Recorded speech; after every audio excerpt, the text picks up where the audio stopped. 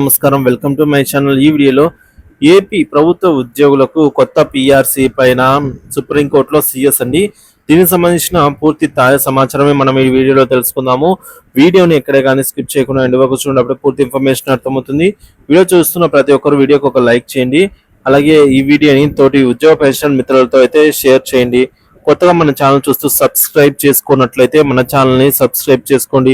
So దీని ద్వారా నేను చేసే లేటెస్ట్ వీడియోస్ అన్ని మీ వరకు రీచ్ అవుతాయి. ఆలస్యం చేయకుండా వీడియోలోకి తెలుపుదాము.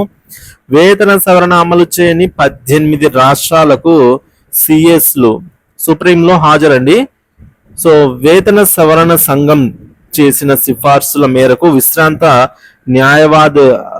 న్యాయాధికారులకు పెన్షన్ బకాయిలు పదవి విరమణ ప్రయోజనాలను చెల్లించినందుకు 15 రాష్ట్రాలు 3 కేంద్ర పాలిత ప్రాంతాల ప్రభుత్వ ప్రధాన కార్యదర్శులు అంటే సిఎస్లు మంగళవారం సుప్రీంకోర్టుకు హాజరయ్యారు. వీరిలో ఏపీ సిఎస్ నీరబ్ కుమార్ కూడా వేతన సవరణ హాజరయ్యారండి. సో వేతన సవరణ సంఘం చేసిన సిఫార్సుల మేరకు విశ్రాంత న్యాయవాదులకు పెన్షన్ బకాయిలు పదవి విరమణ ప్రయోజనాలను చెల్లించినందుకు ఈ 15 రాష్ట్రాలు 3 కేంద్ర ప్రాంత పాలితాల ప్రభుత్వ ప్రధాన కార్యదర్శుల పైన సో కోర్టుకైతే హాజరయ్యారు. వీరిలో ఏపీసీఎస్ నీరబ్ కుమార్ కూడా ఉన్నారన్నమాట.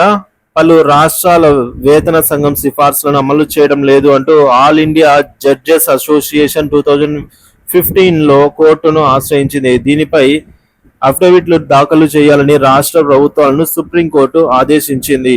అఫిడవిట్లు దాఖలు చేయకపోతే తమ ఆదేశాలను ఉల్లంఘించినట్లే అని హెచ్చరించింది. అయినప్పటికీ 15 రాష్ట్రాలు 3 కేంద్ర ప్రాంత పాలితాలు వేతన సంఘ సిఫార్సులను అయితే అమలు చేయడం లేదని అమికస్ క్యూరీ కె పరమేశ్వర్ కోర్టుకు తెలిపారండి.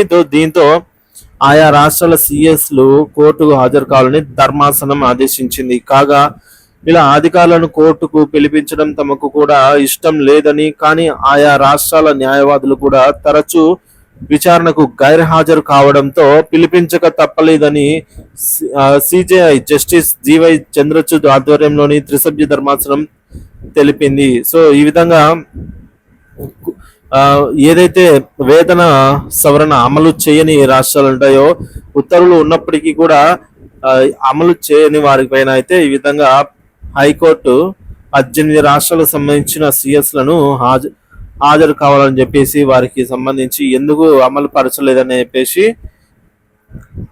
అమలు పరచడం లేదని చెప్పేసి ఈ విధంగా తెలియజేయడం జరిగింది.